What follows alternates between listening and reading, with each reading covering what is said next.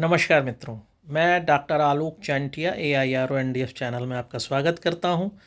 आज समाज की ही बात करते हुए यह समझते हैं कि समाज में जो गतिशीलता दिखाई देती है या समाज में जो निर्माण होता है उसमें वास्तविकता क्या है और किस तरह से गतिशीलता होती है।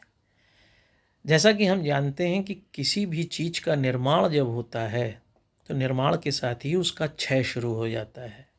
फिर चाहे वह संस्कृति हो, चाहे वह किसी के द्वारा या किसी प्राणी द्वारा जन्म लेना हो, जिस क्षण से यह शुरू होता है उसी क्षण उसका क्षय भी शुरू हो जाता है। और कोई भी प्राणी हो पृथ्वी का, यदि वह गर्भ से पैदा हो रहा है तो वह दो चीज़ों के साथ पैदा होता है। एक तो वह गर्भ के अंधकार को देख कर आता है और दूसरा उस प्रसव पीड़ा को अपने जागृत अवस्था में महसूस करता है जब उसका जन्म होता है और उसे जन्म देने वाली माँ उस प्रसव पीड़ा से होकर गुजरती है। प्रसव पीड़ा और गर्भ के अंधकार दोनों से मानव का परिचय होता है, यह वैज्ञानिक रूप से भी स्थापित है। और अगर हम अपने हिंदू धर्म की बात करें जिसमें अभिमन्यु द्वारा अपने माँ के पेट में और अपने पिता अर्जुन द्वारा सुनाई गई कहानी या जो चक्रव्यूह भेदने का रहस्य था वह सुना गया था, या अष्टावक्र ने जिस तरह से अपनी माँ के पेट में रहते हुए अपने पिता का शास्त्रार्थ सुना था, वह इस सब बात को स्थापित करते हैं कि बच्चा माँ के पेट में संवेदनशील होता है। वैज्ञानिक रूप से इस बात को देखा जा चुका है कि ये संवेदनशीलता बनी रहती है।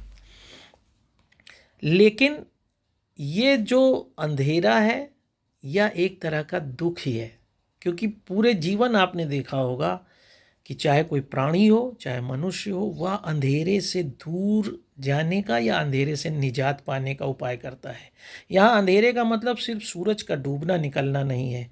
अंधेरा वह हर कार्य है जिससे हमारे जीवन की आवश्यक बातें, पदार्थ हमारे जीवन में नहीं आ पाते हैं। हो सकता है या अंधेरा भूख का हो, या अंधेरा बीमारी का हो, या अंधेरा पैसे का हो, या अंधेरा शिक्षा का हो, या अंधेरा प्रगति का हो, या अंधेरा दूसरे किसी कारण से हो। और इसी दुख को दूर करने की बात को हम आज आपसे नहीं कर रहे हैं। हमारे धर्म में उपनिषदों में खासतौर से याज्ञवल्क्य ने अपनी पत्नी मैत्रेयी से जो शास्त्रार्थ किया या जो उन्हें बातें बताई जो बृहदारण्यक उपनिषद में संकलित है, उसमें मैत्रेयी जब पूछती हैं कि हमें इस बात को स्पष्ट करो कि तमसो मा ज्योतिर्गमय असतो मा सद्गमय, तो हमेशा हम अपने अंधकार से निकलकर प्रकाश की तरफ जाने का प्रयास करते हैं, और यह अंधकार से निकलना ही हमारा वह पीड़ा है, हमारी वह वेदना है जिससे हम निकलना चाहते हैं। और इस दुख को गौतम बुद्ध ने सबसे महत्वपूर्ण सत्य के रूप में परिभाषित किया है। उन्होंने कहा भी है कि दुनिया में सब कुछ दुख है, और दुनिया में केवल मानव के लिए नहीं, हर जीव जंतु, कीड़े मकोड़े, खाद्य श्रृंखला में देखिएगा कि एक जंतु दूसरे जंतु को खा रहा है, तो वह इस डर से जीता है, वह इस दुख से जीता है कि उसका जीवन न जाने कब तक है। वह हर समय एक डर के साथ जीता है। यहाँ तक कि शेर, जिसे आप हिंसक मानते हैं, वह भी यह जानता है कि अगर उसे शिकार नहीं मिला तो उसे भूखा रहना पड़ेगा, और यह भूखा रहना उसकी पीड़ा है। अगर ध्रुवीय क्षेत्र में जो जीव जंतु रह रहे हैं वह पूरे दिन संघर्ष करते हैं कि सुषुप्ता अवस्था आने से पहले वह इतना खा लें कि सुषुप्ता अवस्था में उन्हें भोजन की आवश्यकता न पड़े। तो दुनिया केवल दुख से भरी है। अगर दुख है तो उसके कारण है, कोई भी कारण है तो उसका निवारण है, और निवारण है तो उस निवारण का एक मार्ग होगा। जब आप उससे उबरते हैं तभी आप उस दुख से आगे निकल पाते हैं। लेकिन मैं जो इस वीडियो में आपसे कहना चाहता था, मैंने उपनिषद की बात की, महात्मा बुद्ध की बात करी, उनके अष्टांग मार्ग हैं जिसके द्वारा आप उनका प्रयोग करके अपने जीवन में उस बातों को महसूस कर सकते हैं जो दुख से आपको दूर ले जा सकते हैं, अंधेरे से दूर ले जाते हैं। लेकिन मुख्य बात यह है कि मानव इस बात को अपने माँ के गर्भ से ही समझ लेता है।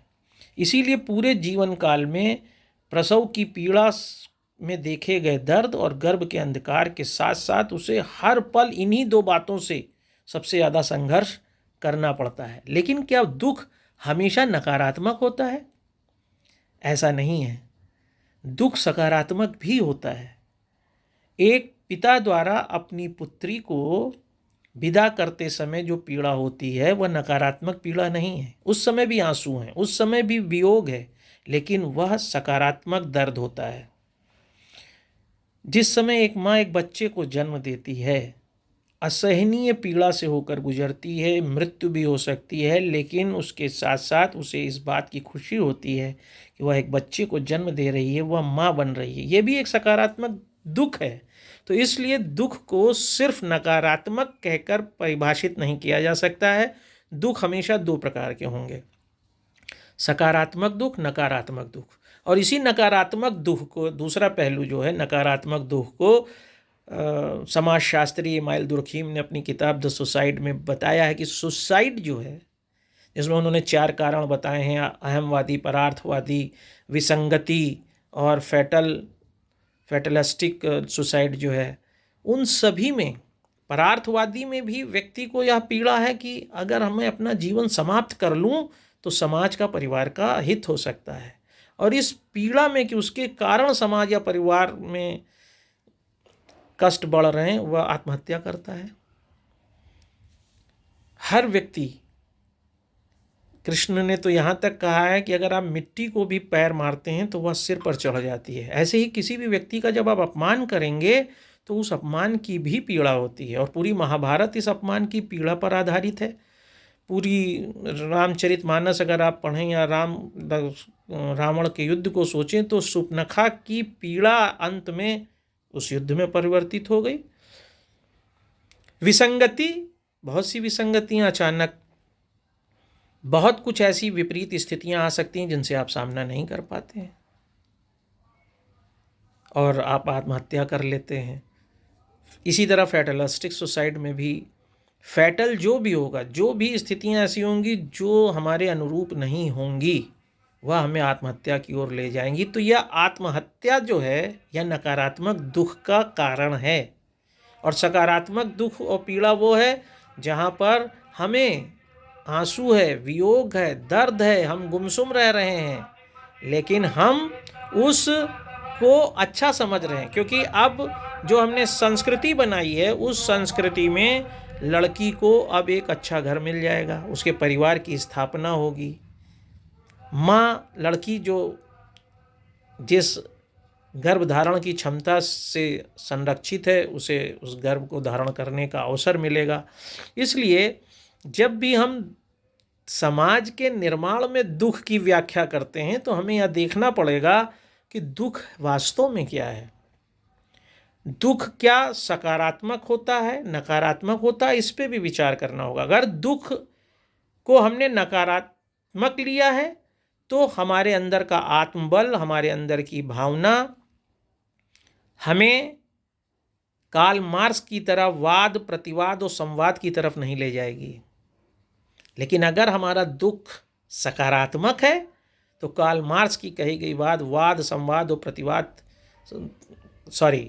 प्रतिवाद और संवाद की ओर ले जाएगी। और वही दुख हमको एक ऐसी दिशा में ले जाएगा जहां पर हमको ज्ञान की प्राप्ति होती, जैसे गौतम बुद्ध को हुई। अब प्रश्न यह उठता है कि गौतम बुद्ध को जिस ज्ञान की प्राप्ति हुई थी, क्या वही ज्ञान सबको प्राप्त होना ही दुख का निवारण है? ऐसा भी नहीं है। हर आदमी की अपनी क्षमता के हिसाब से अपने दुख के निवारण का स्तर है।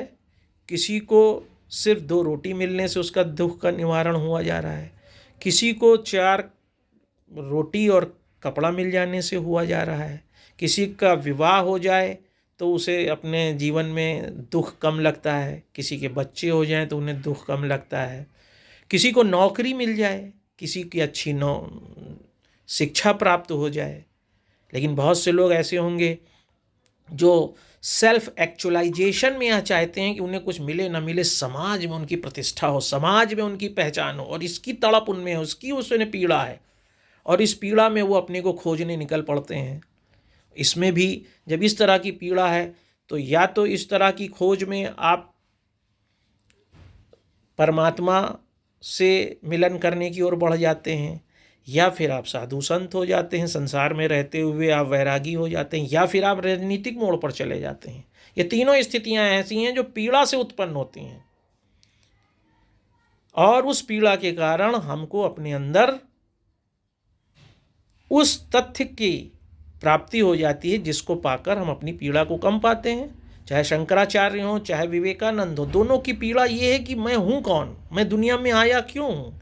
एक अद्वैतवाद के पुरोधा बनते हैं, आदि गुरु शंकराचार्य बनते हैं। उनकी पीड़ा अपनी माँ को छोड़ना नहीं है। माँ जो विधवा हो गई है, जिसके लिए वो अकेले पुत्र हैं, उसके साथ रहना उन्हें पीड़ा दे रहा है, लेकिन उसका साथ छोड़कर उस अद्वैतवाद की खोज उन्हें सुख दे रहा है। ठीक इसी तरह विवेकानंद है। विवेकानंद अपने पारिवारिक पीड़ा को देखते हुए जिस दिशा में आगे गए और अध्यात्म की दिशा को अपनाया, उस अध्यात्म की दिशा ने उन्हें खुशी दिया, लेकिन उसी के साथ साथ उनको वह पीड़ा भी, उस पीड़ा के कारण, क्योंकि उस पीड़ा को उन्होंने सकारात्मक तरफ से परिवर्तित करने में क्षमता पाई। तो जितने भी युद्ध हुए, महाराणा प्रताप का नाम आप ले सकते हैं, जिन्होंने अपनी विपरीत परिस्थिति में, खासतौर से 1576 में हल्दी घाटी के युद्ध में विपरीत परिस्थिति में अपनी पीड़ा को सकारात्मक तरफ मोड़ा, तो भामाशाह का साथ पा के फिर आक्रमण किया। तो जब भी दुख की बात होगी तो सकारात्मक और नकारात्मक दुख के कारण ही समाज की पूरी संरचना बनती है। अगर आपने नकारात्मक दुख को अपने साथ प्रभावी होने दिया है, चाहे वो कोई जानवर हो, चाहे वो मनुष्य हो, तो उसका परिणाम सामाजिक विचलन होता है, सामाजिक विघटन होता है। और अगर सकारात्मक लिया तो उसका निर्माण समाज का निर्माण करता है, संस्कृति का निर्माण करता है, प्रगति होती है। प्रगति हमेशा सकारात्मक शब्द है। तो इसलिए समाज द्वैध सिद्धांत पर चलता है। अंधेरे और दुख, इन दोनों के कारण समाज का निर्माण होता है। समाज में जो कुछ भी आपको दिखाई दे रहा है, जो कुछ भी, जितनी प्रगति विकास आपको दिखाई दे रहा है, जितने पदार्थिक संस्कृति दिखाई दे रहा है, वो मानव द्वारा महसूस किए गए अभाव की पीड़ा के प्रतिफल के रूप में पदार्थिक संस्कृति के रूप में स्थापित हुआ। और समाज में जितना भी, चाहे वह बलात्कार हो रहे हों, चाहे वह हत्या हो रही हो, चाहे संपत्ति लोगों से छीनी जा रही हो, ये सभी जितने हैं वह किसी व्यक्ति की पीड़ा के नकारात्मक परिणाम हैं। और इस नकारात्मक दुख का परिणाम ये है कि जिनको आपने दुख दिया है वह इस बात को निर्धारित कर सकें कि या तो उस दुख के साथ वह भी उन रास्तों पर निकल जाएं जहाँ सिर्फ दुख बढ़ने हैं, जहाँ पर सामाजिक विघटन का निर्माण होना है, या फिर आप उस तरफ बढ़ जाएं जहाँ पर प्रेरणा लेकर उस दुख का, कष्ट का आप अपने को स्थापित करें। इसलिए जब भी, चाहे वो महात्मा बुद्ध ने दुख की बात करी हो, चाहे इमाइल दुर्खीम ने द सुसाइड की बात किया हो, सभी में दुख में इस तथ्य को कहीं नहीं बताया गया कि दुख भी दो तरीके के हैं, सकारात्मक दुख, नकारात्मक दुख। नकारात्मक दुख में हमेशा अंधेरे की बात होगी, सकारात्मक दुख में हमेशा तमसोमा ज्योतिर्गमय, अंधकार से प्रकाश की ओर जाने की बात होगी। ये अंधकार से प्रकाश की ओर जाना ही समाज का निर्माण है, समाज की स्थापना है, सामाजिक प्रतिमानों को बनाना है, सामाजिक परंपराओं को स्थापित करना है, और समाज के विपरीत काम करने वाली स्थितियां जो भी हैं वो अंधकार की ओर ले जा रही हैं, जहां पर आपको सिर्फ यह समझ में आता है कि जब मेरे साथ ऐसा हो, टिट फाट टैट, या जैसे को तैसा, ये दुख का ही कारण है। ये हमारे उस दुख की प्रचंडता होती है कि हम कहते हैं नहीं, मुझे किसी ने मारा तो मैं उसे मारूंगा। कष्ट से कष्ट को बढ़ाएंगे। लाइफ बिगेट्स लाइफ जैसे है, जीवन से जीवन बनता है, ऐसे दुख से दुख को हम बढ़ाते हैं और वह अंधकार का निर्माण करता है। ठीक इसी तरह से लाइफ बिगेट्स लाइफ की बात हम जब सोचते हैं और हम सोचते हैं कि नहीं, जीवन का मतलब है कि एक दिन समाप्त हो जाने वाली ऐसी क्रिया जिसमें शरीर रह ही नहीं जाएगा और हम उससे पहले सकारात्मक रूप से समाज में वह सब कुछ दे जाएं जो समाज के निर्माण में हो। तो इस वीडियो को बनाने का उद्देश्य सिर्फ ये है कि जब आप समाज के निर्माण की प्रक्रियाओं को देखें, गौतम बुद्ध के 4 सत्य को देखें, इमाइल दुर्खीम के द सुसाइड को पढ़ें, तो उसमें इस बात का अभाव मुझे दिखाई दिया है कि सकारात्मक दुख की कोई चर्चा नहीं की गई, सकारात्मक पीड़ा की कोई चर्चा नहीं हुई है, सिर्फ नकारात्मक पीड़ा को बताया गया है। जबकि स्वयं महात्मा बुद्ध ने एक वृद्ध व्यक्ति को, एक बीमार व्यक्ति को, एक मृत व्यक्ति को देखकर ही अपनी पीड़ा को सकारात्मक बनाते हुए ज्ञान की प्राप्ति की, जो उनके बताए गए दुख का एक छूटा हुआ पहलू है जिस पर चर्चा की जानी चाहिए थी। दुर्खीम ने जब द सुसाइड लिखा तो उसमें यह बताया जाना चाहिए था, जो शायद छूट गया, कि यह नकारात्मक पीड़ा है जिसके कारण समाज पूरी तरह से उन लोगों को जीवित रखने में सक्षम नहीं हो पा रहा है जो पीड़ित तो हैं, लेकिन उस पीड़ा का निवारण वह सिर्फ अंधकार की ओर जाकर पा रहे हैं। और इसीलिए मैंने यह वीडियो बनाया है कि आप सामाजिक प्रतिमानों को, सामाजिक व्यवस्था को, सामाजिक संरचना को समझने में उस दुख के 2 प्रकारों को अच्छी तरह से समझ पाएं, जो सकारात्मक नकारात्मक होकर समाज को गतिशीलता भी प्रदान करता है और समाज को विघटन की ओर भी ले जा सकता है। अगर आपको यह वीडियो समझ में आ रहा है तो इसे दूर तक ले जाएं, क्योंकि माँ का गर्भ वह पहला प्राकृतिक स्थान है जहाँ से दुख को देखकर एक प्राणी गर्भ के अंधेरे के साथ इस दुनिया में आता है और फिर इसी अंधेरे और प्रसव पीड़ा के अर्थ को समझता हुआ जीवन में निर्माण की सारी कहानी लिखता है, जो हम समाज के रूप में, संस्कृति के रूप में हमेशा परिभाषित करते हैं। नमस्कार।